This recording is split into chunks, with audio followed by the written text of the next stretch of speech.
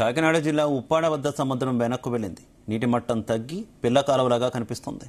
ఎప్పుడూ అలలతో ఉవ్వెత్తున ఎగిసిపడే కెరటాలతో ఉండే సముద్రం ఒక్కసారిగా వెనక్కి వెళ్లిపోయింది. దీంతో పలువురు పర్యాటకులు ఆసక్తిగా తిలకిస్తున్నారు. మరికొందరైతే సముద్రం వెనక్కి వెళ్లడంతో భయభ్రాంతులకు గురవుతున్నారు. సునామీ వస్తు జరిగిందని ఆందోళన వ్యక్తం చేస్తున్నారు.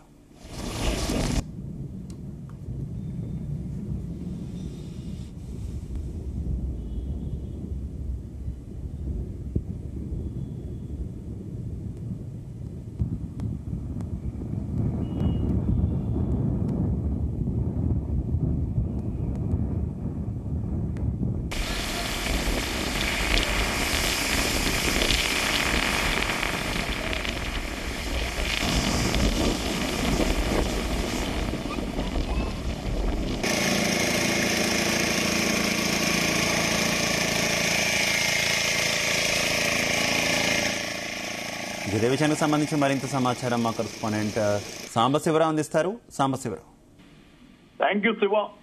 కాకినాడ జిల్లా పిఠాపురం నియోజకవర్గం యూకొత్తపల్లి. ఇది పూర్తిగా తీర ప్రాంత గ్రామం, మత్స్యకారులు ఉండే గ్రామం. ఇక్కడ సముద్రం 365 రోజులు కూడా అమావాస్యకి పోటు వచ్చి లోపలికి వెళ్లే సమయంలో కూడా ఇది పోటుగా ఉంటుంది.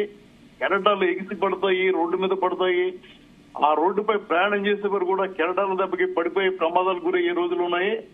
ఇప్పటికే ఉప్పాడ గ్రామం 2 కిలోమీటర్ల మేర సముద్రంలో కలిసిపోయింది. ఆ స్థాయిలో సముద్రం ముందుకు వస్తుంది. కానీ విచిత్రంగా ఈ రోజు ఉదయం నుంచి కూడా ఈ సముద్రం వెనక్కి వెళ్ళిపోయింది. గతంలో కూడా ఎప్పుడు 2-3 సంఘటనలు జరిగినా ఈ స్థాయిలో ఎప్పుడు వెనక్కి వెళ్ళలేదు. దీంతో స్థానికులు భయాందోళనకు గురవుతున్నారు. ఏదైతే బీచ్ కోసం వచ్చారో వారు గతంలో సముద్రం దగ్గర లోపలికి దిగేందుకు భయపడే పరిస్థితి ఉంటే దాదాపు 6 కిలోమీటర్ల వరకు లోపలికి వెళ్లే అవకాశం కూడా కనపడింది. వెహికల్స్ తో లోపలికి వెళ్లారు.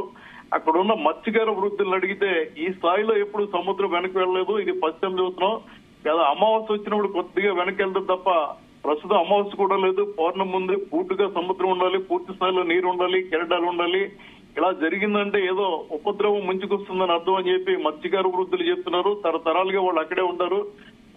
వాళ్లే భయం వ్యక్తం చేశారంటే సాధారణ ప్రజలు కూడా ఇంకా భయం ఉంటుంది. గతంలో సునామీ వచ్చినప్పుడు కూడా ఇలాగే సముద్రం వెనక్కి వెళ్లడం జరిగింది. అలాంటి పరిస్థితి ఏమైనా కనపడుతుందా అన్న ఆందోళన కూడా వారిలో ఉంది. అయితే అటు అధికారులు గాని, ఇటు మత్స్యకారులు గాని, స్థానికులు గాని ఏ ఒక్కరు కూడా సముద్రం ఎందుకు వెనక్కి వెళ్ళింది అన్న దానిపై మాత్రం సరైన వివరణ ఇవ్వలేకపోతున్నారు. ఇక మత్స్యకారులు మాత్రం భయం నెలకొంది. ఎందుకంటే 365 రోజులు గంగమ్మ తల్లి నమ్ముకుని సముద్రపు ఒడిలోనే వారు అక్కడ ఉంటారు. వేట ఉన్నప్పుడు లోపలికి వెళ్తారు, వేట లేని సమయంలో సముద్ర ఒడ్డుకునే గడుపుతారు.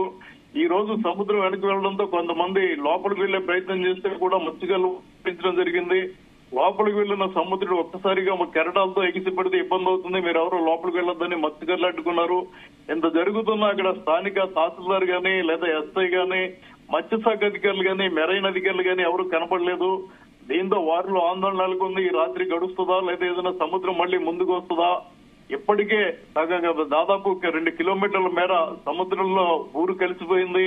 ఎన్నో దేవాలయాలు, ఆర్ఎండ్బి గెస్ట్ హౌస్లు, అదేవిధంగా ఇల్లు దాంట్లో కలిసిపోవడం జరిగింది. ఇది మళ్లీ ముందుకు వస్తే మరిన్ని ఇళ్లు కొట్టుకుపోయే ప్రమాదం ఉందని కూడా వారు ఆందోళన వ్యక్తం చేస్తున్నారు. అధికారులను సంప్రదించినప్పుడు కూడా మాకు కారణం తెలియదు, సముద్రం వెనకెళ్లిన మాట వాస్తవం చెప్తున్నారు.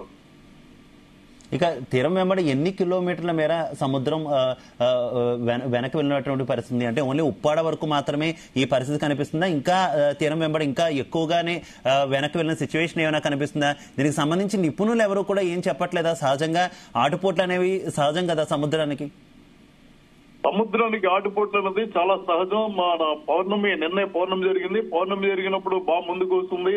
పోటు అంటే అమావాస్యకి కొద్దిగా వెనక్కి వెళ్తుంది, కానీ 6 కిలోమీటర్ మేర వెనక్కి వెళ్ళింది చెప్తున్నారు. పేరు చెప్పినట్లుగా కోస్తా తీర ప్రాంతం కాకినాడ జిల్లా తొండంగి నుంచి డాక్టర్ బిఆర్ అంబేద్కర్ కోనసీమ జిల్లా అంతర్వేది వరకు ఉంది. అక్కడ ఎక్కడ ఇలాంటి పరిస్థితి కనపడలేదు. కేవలం ఉప్పాడ వద్ద మాత్రమే ఉంది.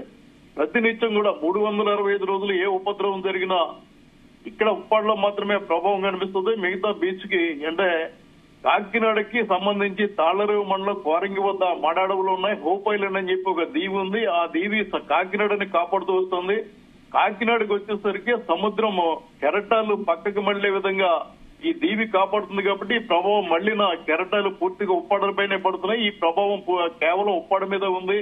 నిపుణులు కాదు కదా, కనీసం తహసీల్దార్ గాని, పంచాయతీ కార్యదర్శి గాని, విఆర్ఓ గాని, ముఖ్యంగా ఇక్కడ పర్యవేక్షణ చేయాల్సిన మెరైన్ అధికారులు గాని, మత్స్యశాఖ అధికారులు గాని ఏ ఒక్కరూ రాలేదు. అదే ఆందోళన మత్స్యకారులు వ్యక్తం చేస్తున్నారు. రాత్రి కొంతమంది షిఫ్ట్ల వారీగా అక్కడ కూర్చుని ఏదైనా ప్రమాదం జరిగితే మిగిలిన వాళ్ళని అప్రమత్తం చేసేందుకు కూడా వాళ్ళు డ్యూటీలు వేసుకుని స్వచ్ఛందంగా పనిచేయడానికి ముందుకు వచ్చి తప్ప కనీసం పోలీసులు కూడా అక్కడికి రాకపోవడంతో వారు ఆగ్రహం వ్యక్తం చేస్తున్నారు శివ. Okay thank you.